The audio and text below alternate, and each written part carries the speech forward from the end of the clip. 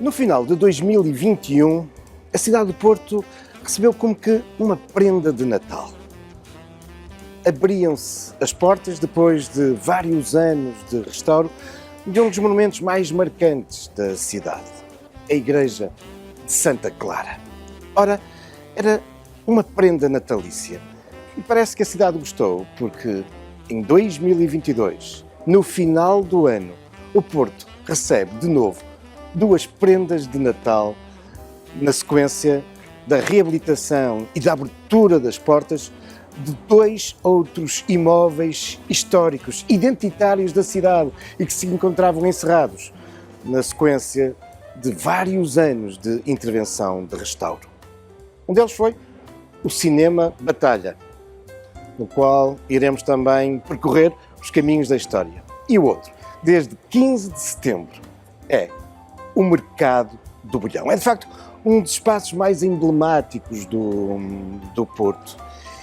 Estava num péssimo estado de conservação, mas foi notável a intervenção que aqui decorreu, permitindo devolver o aspecto que o mercado possuía desde os finais do século XX. E mais do que isso, mantendo, graças à cuidada intervenção e ao projeto do arquiteto Nuno Valentim, manter o espírito do lugar. Um mercado com uma longa história. As suas origens remontam aos tempos imediatos ao Cerco do Porto. 1837 são os primeiros projetos para o mercado. Um mercado que tem muito a ver com a chegada e a implantação do regime liberal.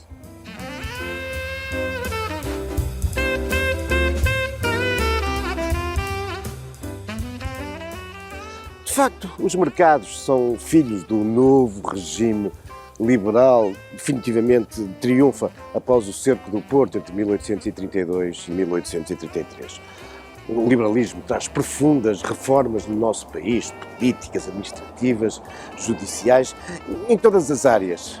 E também, no que diz respeito às questões de saúde pública, às questões de salubridade, muito influenciado pelos ideais, pelo desenvolvimento científico iluminista do século XVIII e agora dos inícios do século XIX, o desenvolvimento da ciência e das políticas de salubridade, de saúde pública, faz com que os liberais tomem uma série de medidas nessa área, a imposição do enterramento nos cemitérios, terminando com o enterramento dentro das igrejas, a inspeção das mulheres toleradas, enfim, o controle sanitário da prostituição, a nomeação de inspectores que vão, enfim, avaliar os estabelecimentos incomodativos. Estamos no início da nossa tardia industrialização e essa preocupação em controlar, enfim, a poluição. Tem uma série de medidas, também ligadas rapidamente às questões do abastecimento da água e do saneamento. Tudo isso também acaba por, enfim, dar o ambiente e a preocupação que irá conduzir à criação de mercados. Uma forma de terminar com a venda dos mais diferentes produtos pelas ruas das vilas e cidades. No Porto, o primeiro mercado surge apenas 6 anos depois do Cerco do Porto. 9 de julho de 1839. 9 de julho não é por acaso. Foi a forma escolhida para assinalar o 7º aniversário da entrada das tropas liberais, das tropas de Dom Pedro IV, no Porto. Esse primeiro mercado vai nascer aqui, no então designado lugar do Anjo. Hoje, o Jardim das Oliveiras ocupa o antigo espaço daquele que foi o primeiro mercado da cidade. Mas poucas semanas depois, um segundo mercado ia surgir.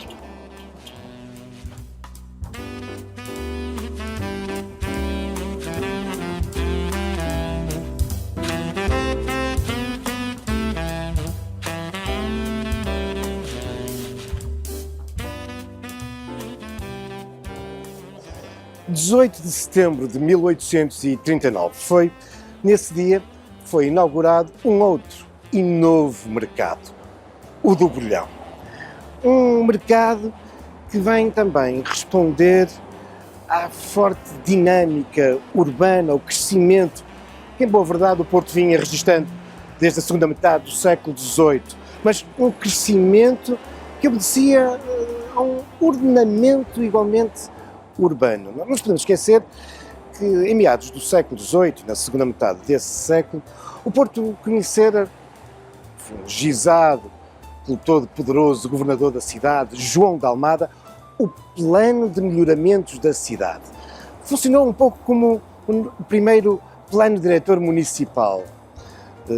A cidade crescia claramente, muito para lá das antigas muralhas fernandinas do século XIV, e João de Almada projeta esse crescimento do Porto para as décadas, os séculos seguintes. Muita da imagem que nós hoje temos da Baixa resultam desses planos gizados na segunda metade do século XVIII. Agora que nos encontrávamos já na primeira metade do século XIX, a cidade crescia e muitos dos arruamentos previstos no século XVIII estavam agora a ser abertos. E é, por isso, numa zona nova da cidade, entre a Rua Formosa e a Rua de Fernandes Tomás, curiosa, sintomaticamente, um dos nomes grandes do liberalismo português e que a toponímia da cidade vinha sublinhar. Bom, é exatamente nessa área que então vai surgir o mercado do Bolhão. Ele faz parte desses novos bairros do Porto que alguns anos depois o famoso escritor Júlio Diniz tão bem nos descreve numa família inglesa. Bom, mas este era um terreno com algumas dificuldades. Era uma zona pantanosa. Aqui corria um riacho, abundavam as águas, havia já uma fonte, a fonte do Bolhão. Mas a existência, a abundância de água não é aqui inocente. Estas novas estruturas que surgiam nos mercados precisavam também, para a qualidade do ambiente, da higienização, da preservação dos produtos, precisavam de água. Aliás, no Anjo, já antes do aparecimento do mercado, havia sido erguido uma imponente arca de água. E por isso, também o Bolhão, apesar de um terreno pantanoso, aqui vai nascer, aproveitando a água.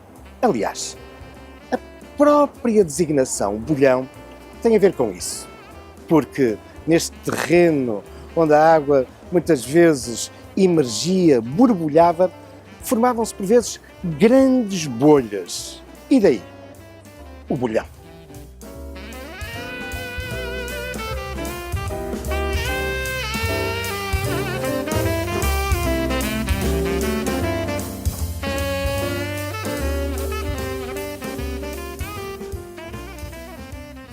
Inaugurado em 1839, o mercado do Bolhão resulta, contudo, desse projeto que há pouco vos falava, de 1837, do arquiteto Joaquim da Costa Lima Júnior. Um projeto que, aproveitando este terreno pantanoso, o transformava numa praça. Numa praça dividida em 4 quarteirões. Aí seriam montadas as bancas e depois, posteriormente, umas barraquinhas em madeira. De início, o mercado era vedado por um gradeamento. Uma estrutura que surge desde o início é uma escadaria. Uma escadaria dá acesso à Rua de Fernandes Tomás. Ao longo das décadas, das várias intervenções que o mercado sofreu, com uma ou outra transformação, mas essa escadaria sempre se manteve. Isto tem a ver, obviamente, com a diferença de cotas entre a Rua de Fernandes Tomás e a Rua Formosa. O mercado vai ser de imediato um grande sucesso, tendo em conta o grande desenvolvimento que a cidade ia conhecendo nesta área, e também estávamos perante um espaço muito qualificado. Uma certa resistência inicial dos portuenses aos mercados, habituados que estavam a comprar os produtos aos vendedores pelas ruas, é rapidamente ultrapassado e o Bolhão torna-se de facto numa referência. Ao longo dos tempos vão-se registando várias intervenções, alterações, uma maior monumentalização, uma maior capacidade de resposta do mercado. Entretanto, na sequência das intervenções recentes, da regeneração deste espaço, surgiu um interessante vestígio. um criptopórtico, uma estrutura que aqui foi edificada entre 1837 e 1840, quando está a ser construído o mercado e esta praça. Um criptopórtico, uma estrutura que de algum modo suportava um viaduto que servirá, por sua vez, para estruturar a Rua Sá da Bandeira. Sim, visitar hoje o Mercado do Bolhão é também poder observar essas interessantíssimas marcas do passado.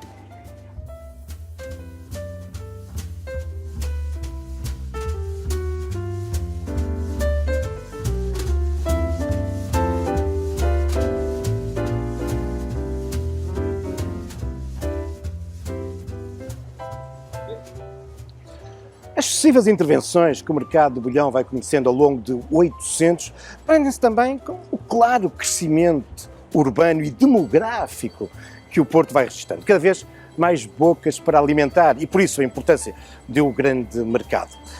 Um mercado que é tão vital para a cidade que já nas últimas décadas, nos últimos anos do século XIX, se começa a pensar numa intervenção profunda de uma grande obra que amplie o Bolhão. Nesse contexto, é particularmente importante o projeto de 1910 de Casimiro Barbosa, que defende um grande edifício monumental que cerca a Praça do Mercado, e é um projeto tão ambicioso que projeta que o mercado ocupe não só o seu quarteirão original, mas também o que está do outro lado da Rua Sá da Bandeira. Sim, a Rua Sá da Bandeira passaria pelo meio do mercado. Enfim, um projeto demasiado ambicioso e é abandonado. Mas a ideia de um edifício monumental cercando o Bolhão, essa ideia veio para ficar. Sim, com efeito, o projeto que hoje conhecemos do Bolhão data de pouco depois, de 1914. Um edifício que será construído durante a Primeira Guerra Mundial. É um projeto já da Primeira República. O arquiteto é António Correia da Silva, um arquiteto municipal que vai, embora limitado só ao quarteirão primordial, vai, no entanto, projetar este edifício monumental que vai rodear a Praça do Mercado, vai monumentalizar o Bolhão. E é logo no ano seguinte, em 1915, que começam a abrir ao público as múltiplas lojas desse fabuloso edifício do Mercado do Bolhão.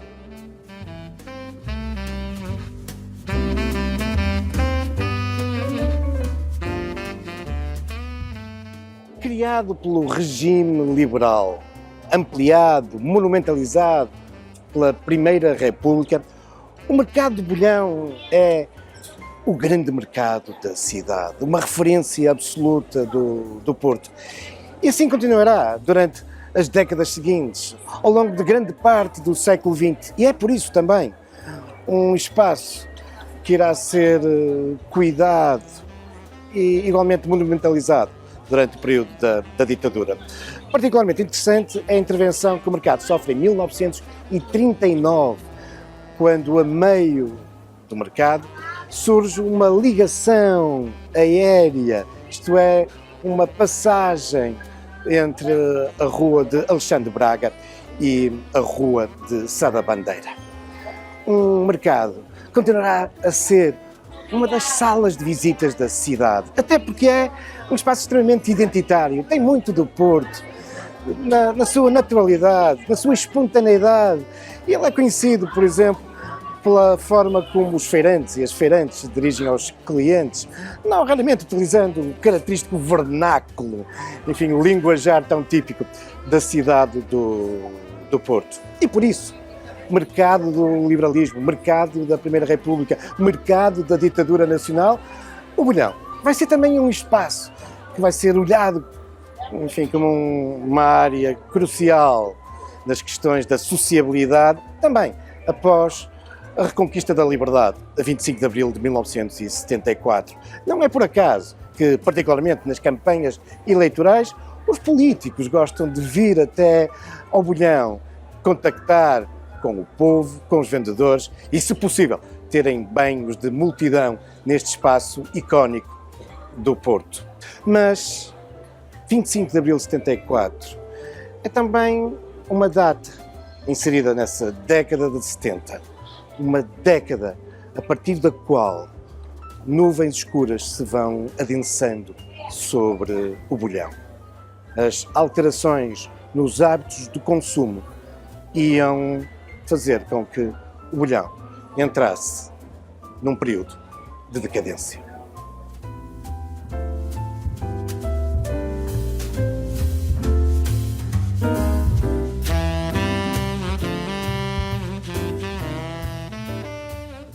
Sim, a partir da década de 70, paulatina e de um modo crescente, os hábitos de consumo dos portuenses vão-se alterando.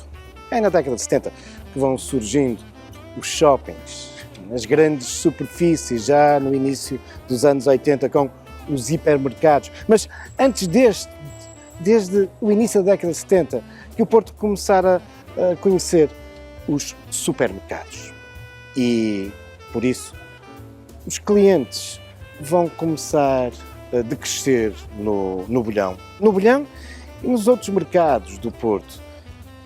Estes vão se despovoando. Aliás, quando chegamos ao final do século XX, ou já mesmo na transição para o século XXI, vamos ver muitos dos históricos mercados do Porto a encerrar.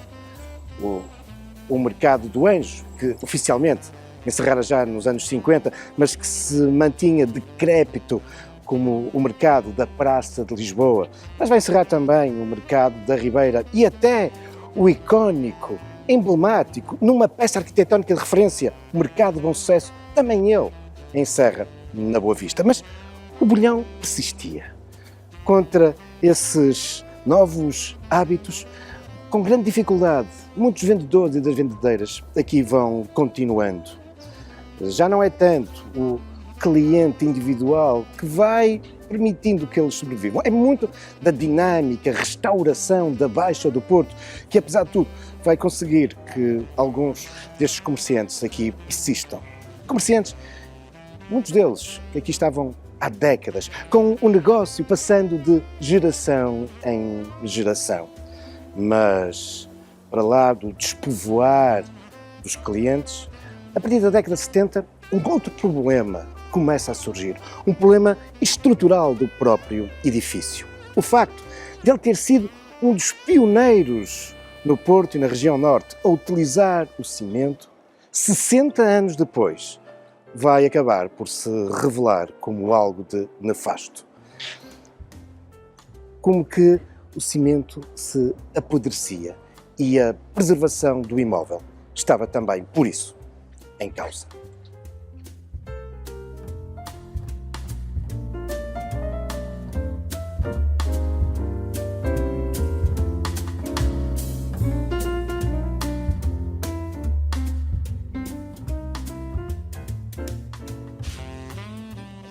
De facto, esse cimento pioneiro usado na construção do Bolhão não tinha ainda a qualidade que ele irá apresentar depois nas décadas seguintes, ainda muito poroso, fazendo com que a umidade, a água, ao longo dos anos fosse penetrando e corroendo a estrutura metálica do seu interior, o betão armado.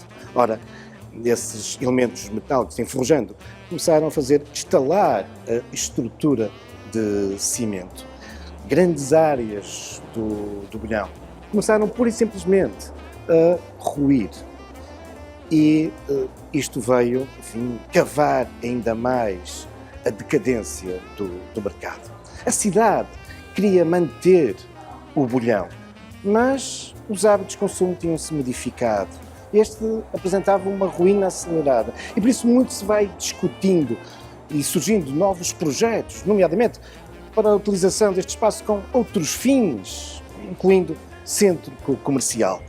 Mas a cidade queria, se possível, ainda que o modo utópico, manter a funcionalidade original.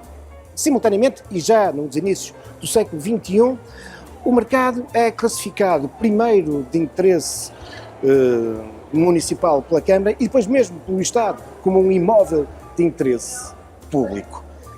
Ansiava-se pelo restauro do Bolhão. E algo que parecia utópico começa-se a concretizar a partir de 2015, quando é anunciado, de facto, esse objetivo. Reabilitar, regenerar o Bolhão, mantendo como um mercado de frescos no coração da cidade. O mercado acabará por encerrar em 2018 a dar início às obras. Os vendedores são levados para uma estrutura provisória e começa então uma notável intervenção de restauro, que manteve tanto quanto possível os elementos originais e aqueles, e foram muitos, que tiveram que ser renovados, feitos de novo, usando exatamente a mesma estética, copiando aquilo que aqui existia desde os inícios do século XX. Há aqui mesmo alguns pormenores notáveis, como por exemplo o caso dos azulejos.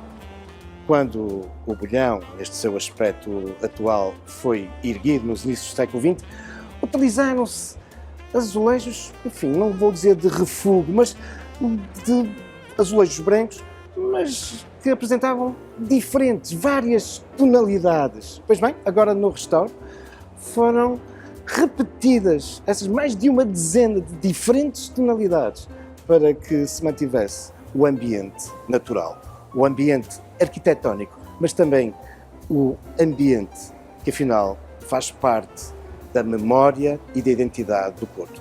Notável, de facto, esta intervenção do arquiteto Nuno Valentim e da sua equipa.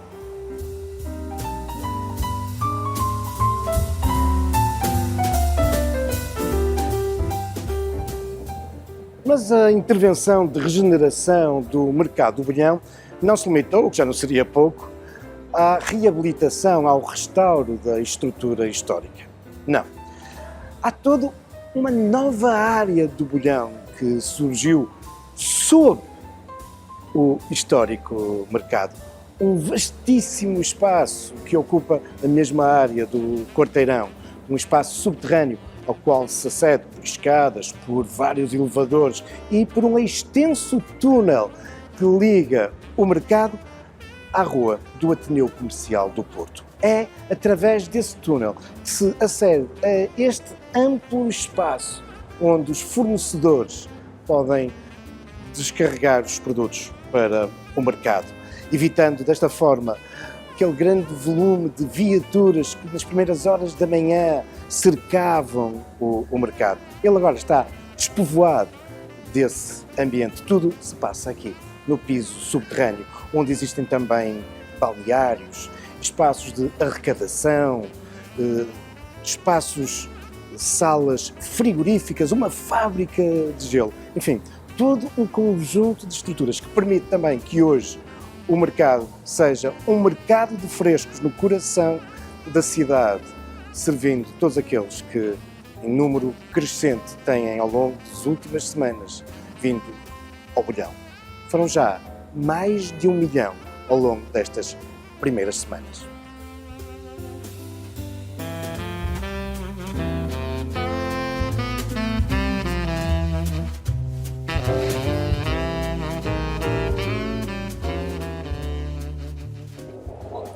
Luzes, cor, ambiente natalício, num mercado regenerado, moderno, mas que afinal mantém as características que apresenta em muitos aspectos desde a primeira metade do século XIX. O Bolhão é um espaço identitário do Porto, um espaço histórico e agora qualificado. Há, felizmente, na cidade, outros espaços com estas características valem a pena ser recordados também no Natal. Mas isso são já outros factos, também algumas lendas, futuros caminhos da história.